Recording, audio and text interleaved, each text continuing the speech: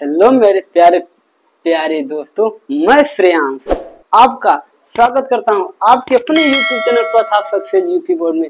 दोस्तों, आज हम पढ़ेंगे जीव विज्ञान यानी कि जिसे कहते हैं इंग्लिश में बायोलॉजी कक्षा 10 का जो सेकेंड चैप्टर यानी कि एनसीईआरटी से देखा जाए तो ये चैप्टर 6 है। यानी कि इसमें हम पढ़ेंगे क्या पढ़ेंगे, नियंत्रण एवं समन्वय। नियंत्रण हम लोगों को कंट्रोल यानी नियंत्रण मतलब कंट्रोल हम लोगों को कौन करता है, कैसे करता है, यानी किसी चीज को कंट्रोल करना। जैसे मान लीजिए हम लोग कुछ भी काम कर रहे हैं, ये मान लीजिए काटा है, हम लोग का काटा पे हाथ हाथ तुरंत हट जाएगा, तुरंत मस्तिष्क के पास पहुंचेगा यानी कि दिमाग में पहुंचेगा कि हाँ काटा चुभ रहा है, तुरंत हाथ हटेगा क्योंकि हमारे पूरे बॉडी को कंट्रोल हमारा ब्रेन ही कर रहा है। दोस्तों, जिस प्रकार बाइक को चलाने के लिए यानी कंट्रोल करने के लिए एक ड्राइवर की जरूरत होती है, ट्रैक्टर को चलाने के लिए एक प्रकार की ड्राइवर की जरूरत होती है, उसी तरह हम लोगों को चलाने के लिए यानी कि चलने हम लोग चलते हैं, घूमते टहलते हैं और कौन कराता है कि दिमाग कहता है हाँ चलो यहाँ पर घूमने चल देंगे। देखिए हम बिना देखे ये यानी कि अध्याय 6वां का नियंत्रण एवं समन्वय का हम लोग ये लेक्चर पहला है। लेक्चर पहले में सबसे पहले जानेंगे परिचय में देखिए क्या लिखा है, जीवों में सभी गतियां वृद्धि से संबंधित नहीं होती। इसका कहने का मतलब है जो गतियां होती है, जो हम लोग घूमते टहलते हैं, ये वृद्धि से संबंधित नहीं होती कि हाँ घूमेंगे तो हम लोग बड़े हो जाएंगे, हमारे शरीर की वृद्धि होगी। ऐसा कुछ नहीं है मेरे प्यारे दोस्तों, मेरे प्यारी सी बहनें, ऐसा कुछ नहीं है कि हाँ हम दौड़ रहे हैं हम लोगों की वृद्धि होगी, ये कर रहे हैं वृद्धि होगी, वो कर रहे हैं वृद्धि होगी, इस प्रकार की वृद्धि नहीं होगी। हम इस चैप्टर में पढ़ेंगे अपने पूरे बॉडी के बारे में कि हम लोगों का जो बॉडी है, ब्रेन है, कैसे काम करता है, हम लोग अपने आंख से क्या करते हैं, कान से क्या करते हैं, नाक से क्या करते हैं। इस चैप्टर में सारी इंफॉर्मेशन आपको हम देंगे। देखिए क्या लिखा है, जीवों में सभी गतियां वृद्धि से संबंधित नहीं होती। हमने बताया ना अभी, जीवों में जो हम लोगों में हर एक जीव में जो गति होती है यानी कि मोशन होता है वो वृद्धि से संबंधित नहीं होता। यानी वृद्धि यानी कि जो हमारी शरीर की वृद्धि है, हमारी लोग की लंबाई बढ़ती है, उससे संबंधित नहीं होता। उदाहरण के लिए जैसे देख लीजिए क्या लिखा है, उदाहरण के लिए जैसे दौड़ती बिल्ली, और बिल्ली दौड़ रही, क्या वो बिल्ली बड़ी हो जाएगी दौड़ते दौड़ते? हाँ, कि बिल्ली हाथी के बराबर हो गई दौड़ते दौड़ते? दौड़ते दौड़ते बिल्ली हाथी के बराबर तो होगी नहीं, जितनी है उतनी रहेगी। दूसरा क्या लिखा है, झूले पर खेलते बच्चे। अब मान लीजिए ये हम लोगों का क्या हो गया, झूला हो गया। यहाँ पर कोई बच्चा जो बैठी है वो झूल रहा है। अब ये तो झूल तो रहा है, मोशन हो रहा है, गति हो रहा है, पर इसकी वृद्धि नहीं हो रही है। आप कहिए कि हाँ इसकी वृद्धि हो रही है, उससे पहले हमें याद आ गया फिर से, इस चैनल पे जो नया है वो चैनल को सब्सक्राइब और वीडियो को लाइक कमेंट शेयर सब कीजिए, क्योंकि दोस्तों हम लोग आपके लिए ये दूसरा पाठ लेके आए हैं, दूसरा अध्याय, जिसे हम एनसीईआरटी से देखें तो 6वां है, लेकिन हम लोग इसे दूसरा ही मानेंगे। हम लोग पहला चैप्टर यानी कि जीव प्रक्रम अच्छे ढंग से खत्म कर लिए। हर एक टॉपिक को पढ़ा है हमने, पाचन के बारे में पढ़ा है, अपने पूरे शरीर के बारे में पढ़ा है कि हाँ हमारा खून कहाँ साफ होता है, हम लोगों का में क्या क्या है, लीवर क्या काम करता है, यकृत क्या काम करता है, हम लोग सभी पढ़े। जो बच्चा यानी जो मेरे प्यारे भाई और बहन ना देखी हो वो वीडियो, डिस्क्रिप्शन बॉक्स में लिंक को डाल दिया गया है, तुरंत जाइए। उस एक चैप्टर यानी कि एक चैप्टर में 8 लेक्चर पढ़ाए हैं, 8 लेक्चर का अच्छे से मजा लीजिए, यानी कि मजे के साथ पढ़िए मेरे प्यारे दोस्तों। हमारा लोग का यहाँ पर देखिए क्या लिखा है, जुगाली करती भैंस। अब जब भैंस खाना खा रही है ऐसे करती है, बैठी रहेगी तभी जुगाली करती रहेगी, क्या उसके शरीर का वृद्धि हो रहा है? नहीं दोस्तों, ये सब होती है क्रियाएं।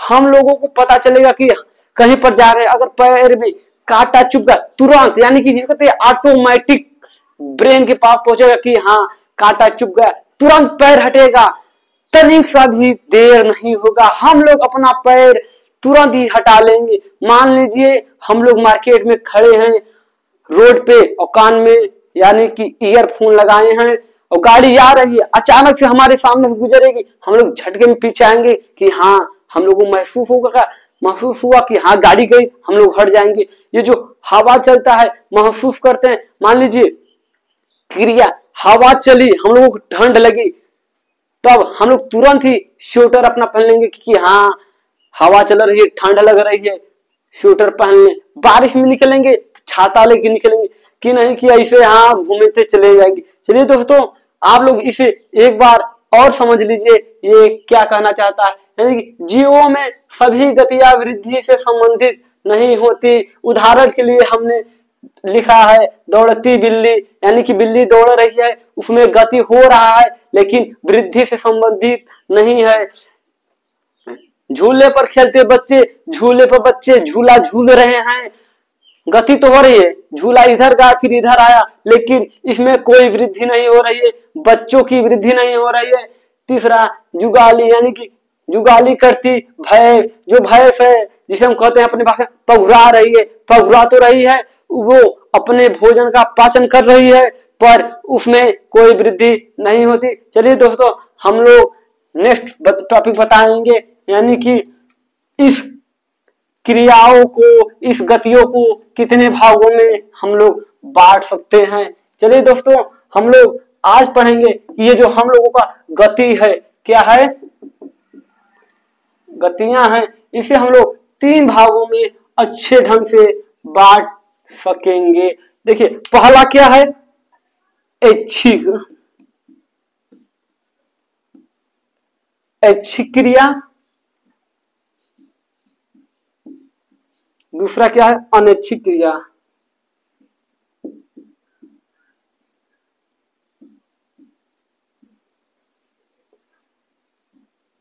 तीसरा क्या, प्रत्यावर्ती क्रिया।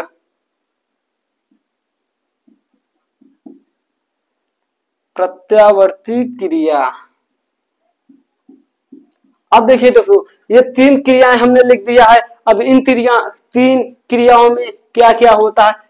ऐच्छिक क्रिया यानी कि जो अपने इच्छा अनुसार किया जाता है उसे ऐच्छिक क्रिया कहते हैं। हम यहाँ पर लिख दे रहे हैं जो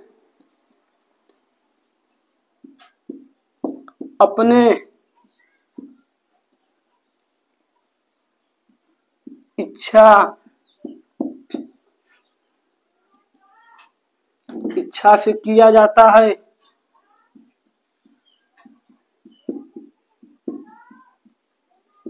उसे ऐच्छिक क्रिया कहते हैं।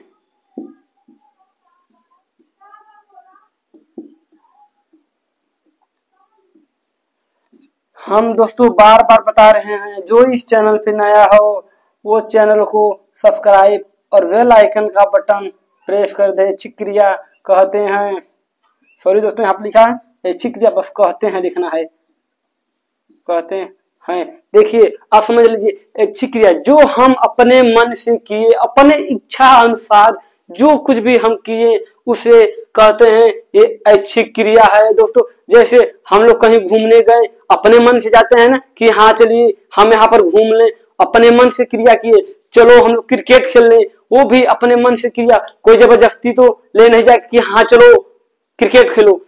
जब हम लोगों का मन करेगा तभी तो हम लोग कार्य करेंगे। जैसे अभी आप लोग तुरंत चैनल को सब्सक्राइब कर दीजिए, कर दिए, ये आप अपने मन से किए, ये क्रिया सब्सक्राइब चैनल करना ये हम लोगों का ऐच्छिक क्रिया हो गया। इसमें जैसे हम लिख लें, यहाँ पर जगह तो नहीं है, जैसे यहाँ पर लिख लें, जैसे में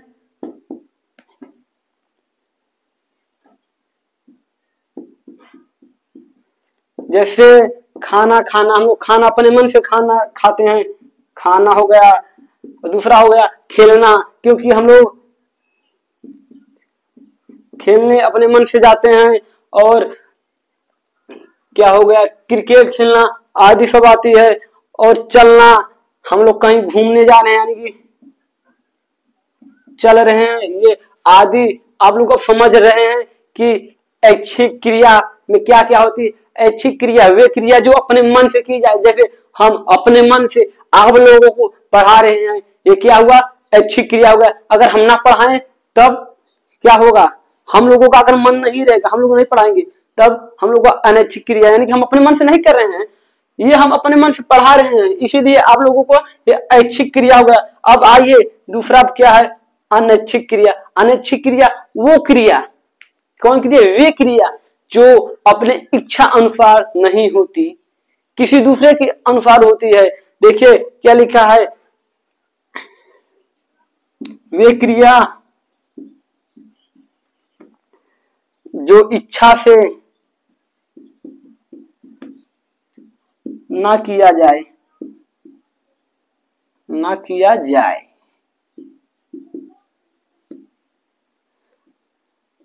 उसे अनैच्छिक क्रिया कहते हैं।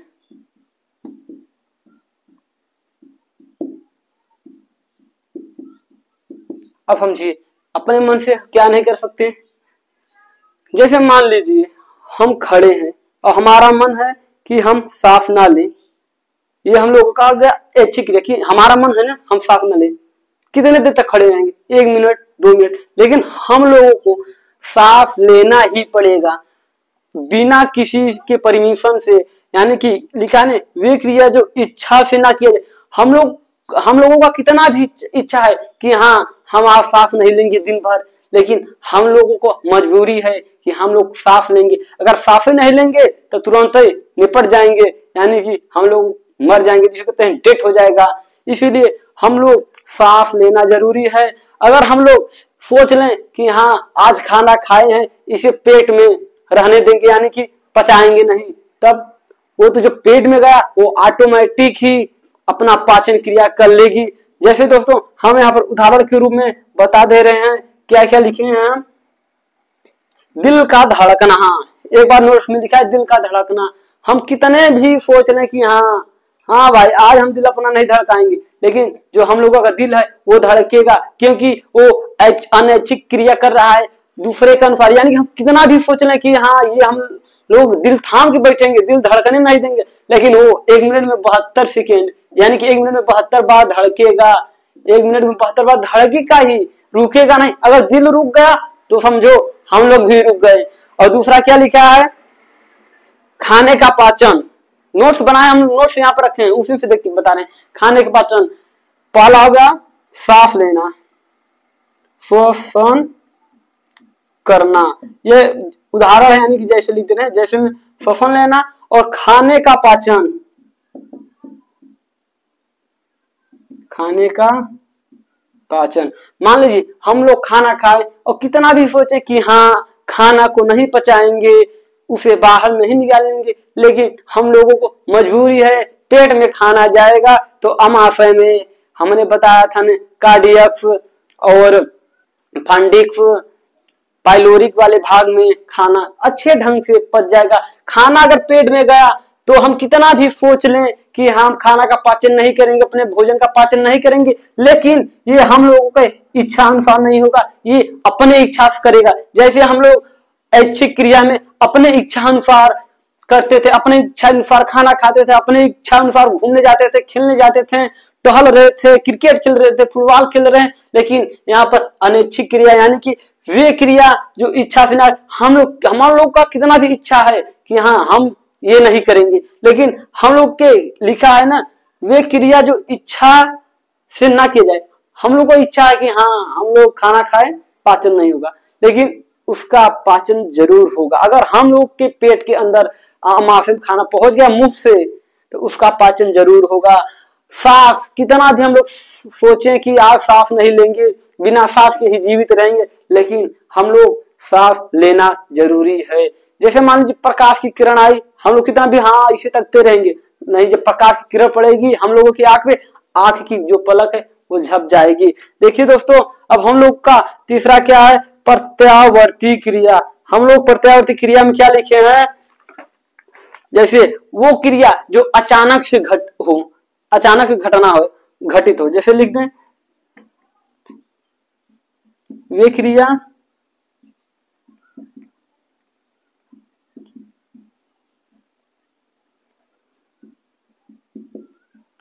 वे क्रिया जो अचानक हो उसे प्रत्यावर्ती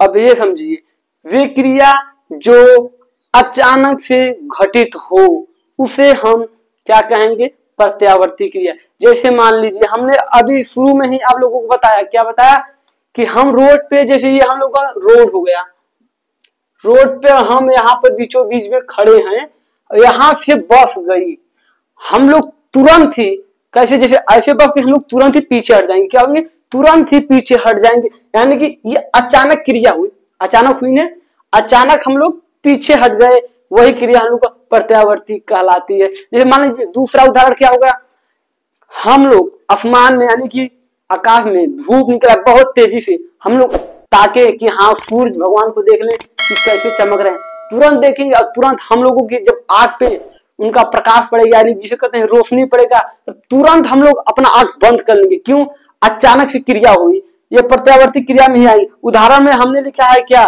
देखिए सूर्य की रोशनी में आंख बंद हो जाता है, जब सूर्य की रोशनी पड़ती है तब हम लोगों का आंख तुरंत ही बंद हो जाता है, क्योंकि वो प्रत्यावर्ती क्रिया।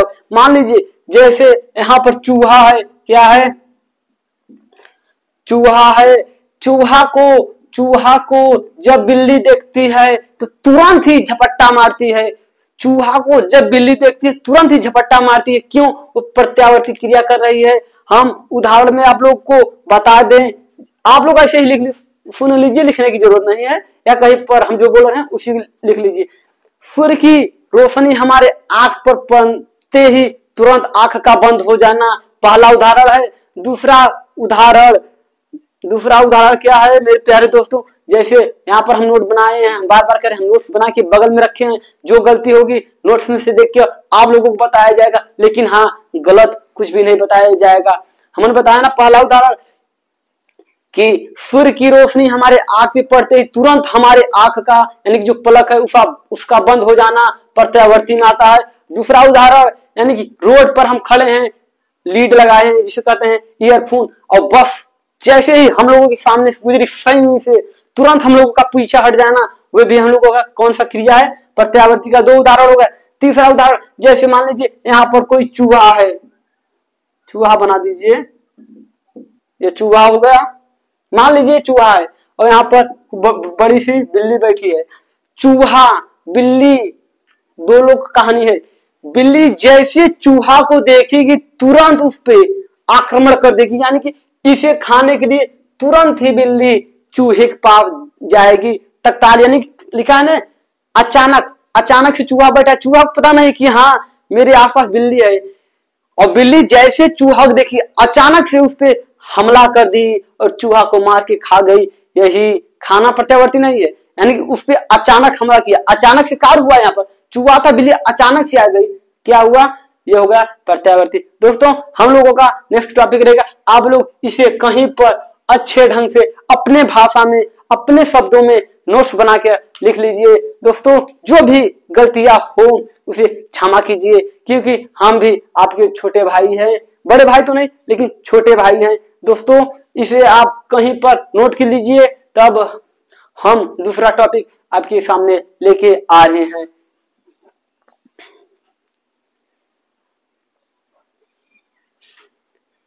चलिए मेरे भाई एवं बहन, हम लोगों का नेक्स्ट टॉपिक है उद्दीपन एवं अनुक्रिया। हम लोग समझेंगे उद्दीपन और अनुक्रिया के बारे में। देखिए यहाँ पर लिखा एक उद्दीपन एक घटना है। ये जो उद्दीपन है एक प्रकार की कह सकते हैं कि यह घटना है जिसके कारण एक जीव प्रक्रिया करता है, जिसके कारण एक जीव प्रक्रिया करता है। और लिखा है आगे, जबकि प्रतिक्रिया एक उद्दीपन के लिए अनुक्रिया है। आप लोग इसे समझिए, उदाहरण से समझिए, इसमें आप लोग दो समझना है, उद्दीपन क्या है और अनुक्रिया क्या है। देखिए यहाँ पर लिखा है सूर्य के अधिक प्रकाश में क्या होगा, सूर्य के अधिक प्रकाश में आंखों का बंद हो जाना। सूर्य का जब प्रकाश हम लोगों के आंखों पड़ेगा, हम लोग का जो आंख है वो बंद हो जाएगा। ये जो सूर्य का प्रकाश है ये क्या है, ये उद्दीपन है। उद्दीपन है। और जब सूर्य का प्रकाश पड़ा हम लोग क्रिया किए, कौन सा क्रिया किए, आंख बंद हो गया, आंख का जो प्लग है वो बंद हो गया, हम लोग क्रिया किए, तब ये क्या हो गया हम लोगों का अनुक्रिया। एक जीव लिखा है ना यहाँ पर, जिसके कारण एक जीव प्रक्रिया करता है, इसके कारण जो सूर्य के प्रकाश के कारण हमने प्रक्रिया किया, यानी क्रिया किया। कौन सा क्रिया किया, आंख का बंद होना, हम लोगों का आंख बंद हो जाएगा। दूसरा लिखा है गर्म वस्तु को छूने पर, गर्म वस्तु को छूने पर हाथ का हट जाना। मान लीजिए कभी आप लोग किचन में गए होंगे, मम्मी खाना बना रही होगी, जो भगोला होता है, डिचकी कर सकते हैं, कढ़ाई कर सकते हैं, वो जल रहा है यानी गर्म है, आप लोग पता नहीं, आप लोग कहेंगे देखिए मम्मी क्या बनाए, तुरंत उस पर हाथ रखेंगे और वो गर्म है, तुरंत आप लोग हाथ हटा लेंगे। क्यों, ये मस्तिष्क, ये जो हम लोगों का दिमाग है वो बता दिया कि हाँ वो जो कढ़ाई रखा है वो गर्म है, तुरंत ही हाथ हटेगा ऑटोमेटिक, बिना किसी टाइम का। देखिए ये जो गर्म वस्तु है, गर्म वस्तु, ये क्या हो गया उद्दीपन। और जो छूने से हम लोग क्रिया किए, जब उसे छुए हम लोग क्रिया की ना, जैसे छुए तुरंत हाथ हटा, जैसे छुए तुरंत हाथ उठा, हम लोग क्रिया किए, उसे क्या कहेंगे, ये हो गया हमारा अनुक्रिया। इसके यानी कि लिखा है जिसके कारण एक जो क्रिया, यानी कि इसके कारण हम लोग क्रिया किए, कौन सा क्रिया किए, हाथ का तुरंत हट जाना, इसे हम लोग अनुक्रिया कहेंगे। और देखिए हम लोग अभी ये तीसरा टॉपिक यानी तीसरा उदाहरण अभी हम आप लोग को समझाए थे, यानी कि प्रत्यावर्ती क्रिया में अचानक से हुई थी। बिल्ली को देखते ही, यानी कि सॉरी दोस्तों, चूहा को, चूहा तो बिल्ली को खाएगा नहीं, यानी कि चूहा को देखते ही बिल्ली का झपट्टा मारना। चूहा खड़ा है, यानी कि चूहा एक स्थान पे अपने बैठा है और उसे बिल्ली देखी तुरंत झपट्टा मारी, यानी कि ये जो चूहा है इसके प्रति कौन कार्य कर रहा है, बिल्ली। और कौन सा कार्य कर रही है, झपटने का। देखिए हमने बताया था ना, यहाँ पर बार बार दिखा रहे हैं, जिसके कारण एक जो प्रक्रिया करती है यानी क्रिया कर रही है, ये जो चूहा है उसके कारण बिल्ली उस पर झपट्टा मार रही है, क्या कर रही है, क्रिया कर रही है। तब ये जो हम लोगों का चूहा है वो उद्दीपन हो जाएगा, और जो बिल्ली है वो हम लोग का क्रिया हो जाएगा, यानी कि बिल्ली क्रिया कर रही है, किसके प्रति, चूहा के प्रति कर रही है। दोस्तों हम आप एक बार फिर से समझा दे रहे हैं, भले टाइम ज्यादा लगने दो, हम लोग बार बार समझेंगे। ये जब सूर्य का प्रकाश हम लोगों को आंख पड़ेगा, मान लीजिए कोई ये मार्कर ऐसे फेंक के मारे, आप लोग तुरंत ही अगर देख रहे हैं कि हाँ मार्कर आ रहा है, तुरंत हट जाएंगे, बच जाएंगे। तब वो जो मार्कर आ रहा है वो उद्दीपन है, और हम लोग जो क्रिया किए यानी कि हटने का क्रिया किए वो हम लोगों का अनुक्रिया यानी क्रिया है, उसके प्रति हम लोग क्रिया किए।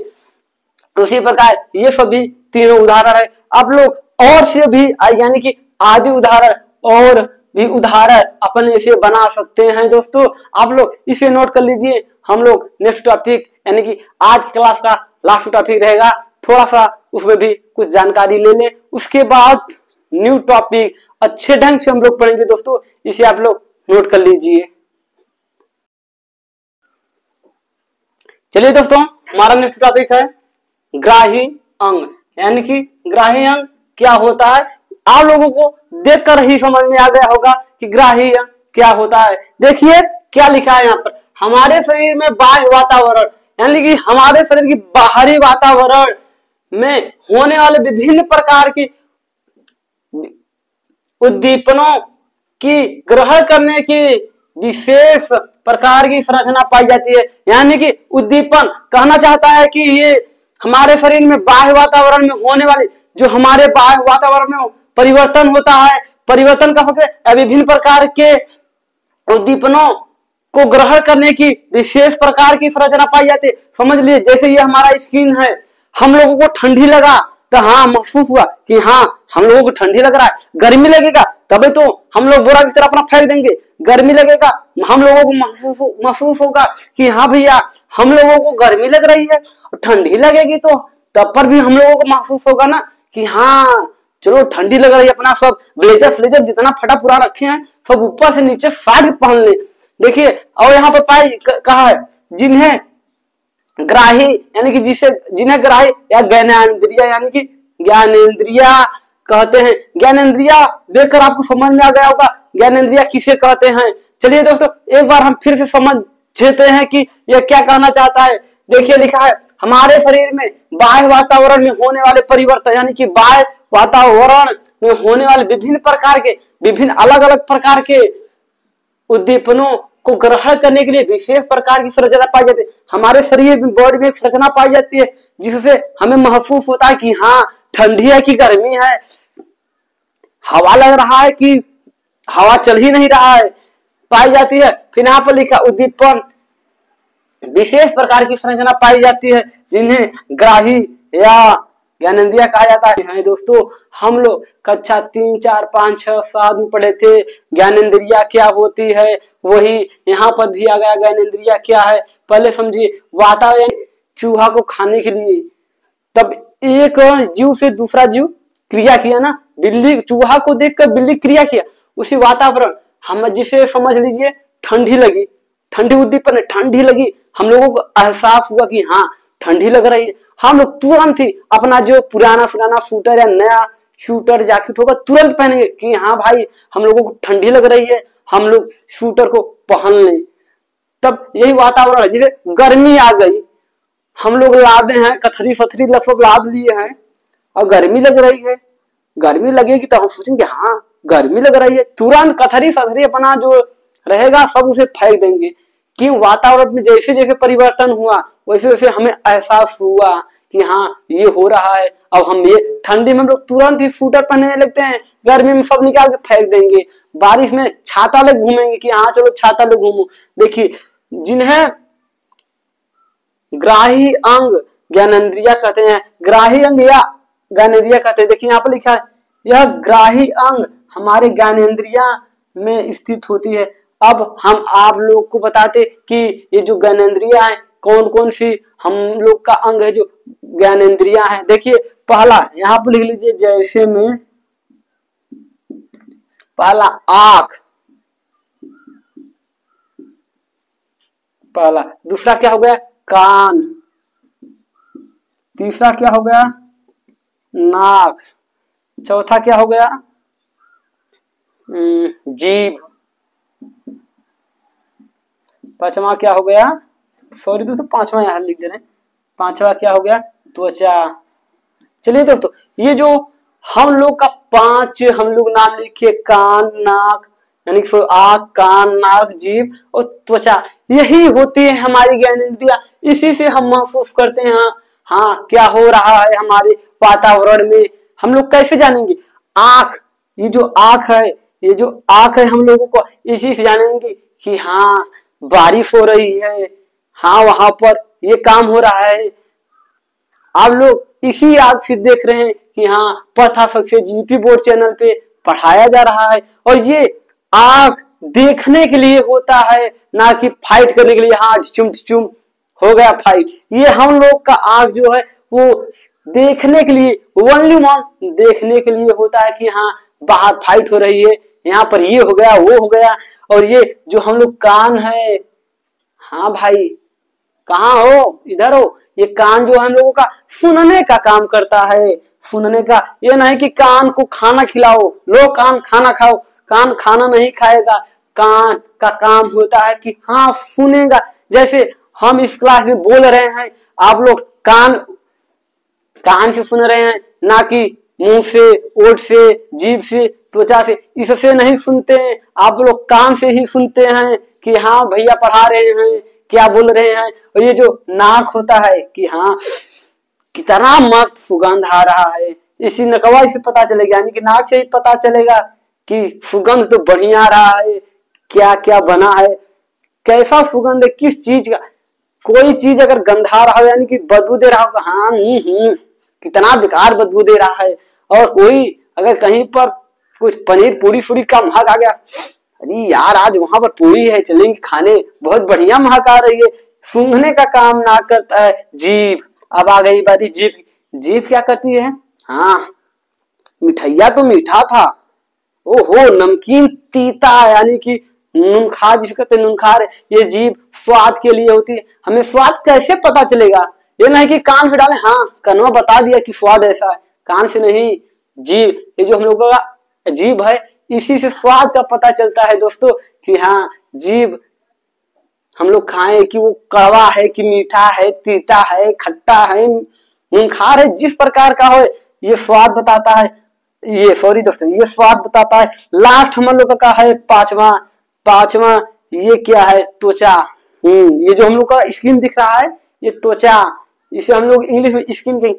इससे ही हम लोग को पता चलेगा कि हाँ ठंडी लग रही है। ये नहीं कि जीभ में गया, जीभ बताओ ठंडी लग रही है, जीभ थोड़ी बताएगा। जब भी बताएगा ये त्वचा बताएगा कि हाँ भैया हम लोग को ठंडी लग रही है, हम लोग तुरंत ही अपना स्वेटर यानी कि झोला झंडी पहन लें। झोला झंडी नहीं दोस्तों, कोट ब्लेजर सब लोग पहनते हैं, पहन लें। ये त्वचा से ही पता चलेगा कि हाँ गर्मी है, तुरंत सब निकाल के फेंक दें, ये त्वचा बताता है। अब हम इसका एक इंपॉर्टेंट टॉपिक यानी कि इस पांचों यानी कि जो ज्ञानेंद्रियां है इसका काम बताएंगे और इसे क्या कहते हैं। पेपर में इसे किस रूप में, ये नहीं पूछेगा कि हम किस से देखेंगे, आंख से। आप लोग को आंख नहीं लिखना है, हम लोग बता रहे हैं कि इसे क्या लिखना है। आप लोग इसे कहीं पर अच्छे ढंग से नोट कर लीजिए मेरे प्यारे से भाई एवं प्यारी सी बहनों, इसे नोट कर लीजिए।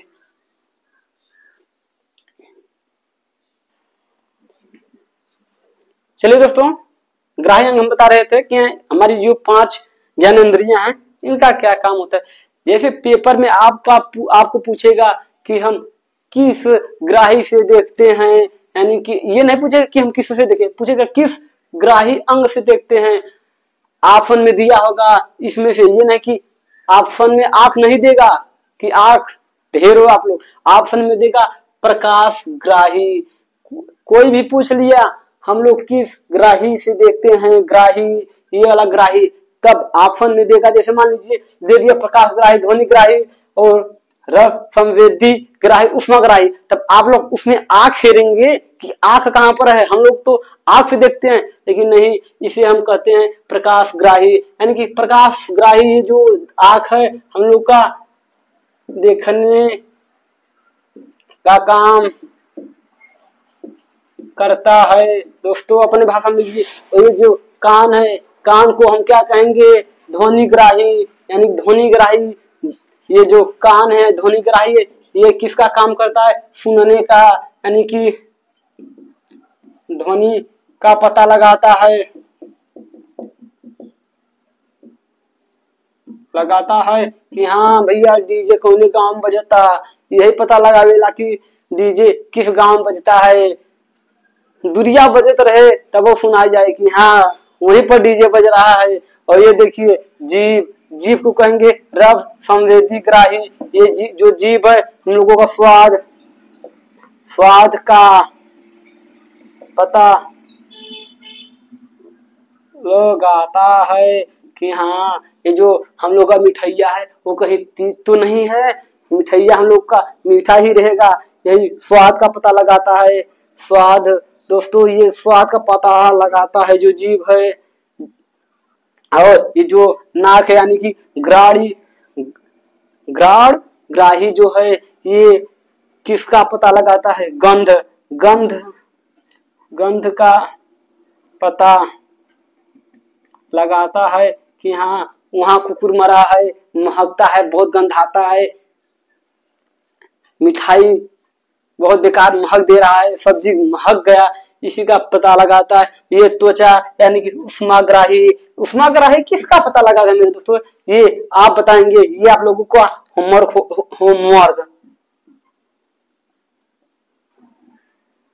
होमवर्क में या आप कमेंट में करेंगे कि उष्माग्राही, त्वचा को कहेंगे उष्माग्राही, पूछ लेगा यानी कि वातावरण को महसूस करने के लिए कौन सी ग्राही वातावरण को महसूस करती है, तब आप त्वचा कहेंगे। त्वचा में ऑब्जेक्टिव टाइप नहीं दिया रहेगा, ऑब्जेक्टिव टाइप में पूछेगा उष्माग्राही। आप लोग उष्माग्राही पे टिक लगाएंगे। ये आप लोगों का होमवर्क है, इसे आप लोग कमेंट में कमेंट करेंगे और बताएंगे कि हाँ उष्माग्राही क्या करता है, यानी कि त्वचा से हम लोग क्या करते हैं। दोस्तों फिर से कह रहे हैं, इस चैनल पे जो नया है चैनल को सब्सक्राइब कीजिए, बेल आइकन का बटन दबाइए, प्रेस कीजिए और वीडियो का लिंक यानी क्लास का लिंक अपने सारे दोस्तों के पास शेयर कीजिए। आप भी पढ़ोगे, आपके फ्रेंड भी पढ़ेंगे, वे भी कहेंगे कि हाँ मेरा दोस्त अच्छा है, हमें बताया कि पढ़ो। इस चैनल पे अच्छी ढंग से हर एक यानी कि टॉपिक को क्लियर कराते हुए हम आगे बढ़ेंगे। जैसा आप लोगों को पता है कि हम लोगों का जो पहला चैप्टर था जीव प्रक्रम वे खत्म हो गया है, उसका लिंक डिस्क्रिप्शन बॉक्स में डाल दिया गया है, पिन कर दिया गया है। आप लोग जाइए, लेक्चर पहला, दूसरा, तीसरा, चौथा, पांचवा, छठवां, सातवां, 8 लेक्चरों में हमने समाप्त किया।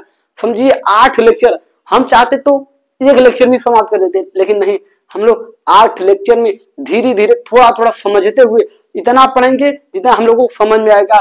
दोस्तों आज के लिए बस इतना ही, मिलते हैं नेक्स्ट क्लास में नए टॉपिक के साथ। जय हिंद, जय भारत दोस्तों।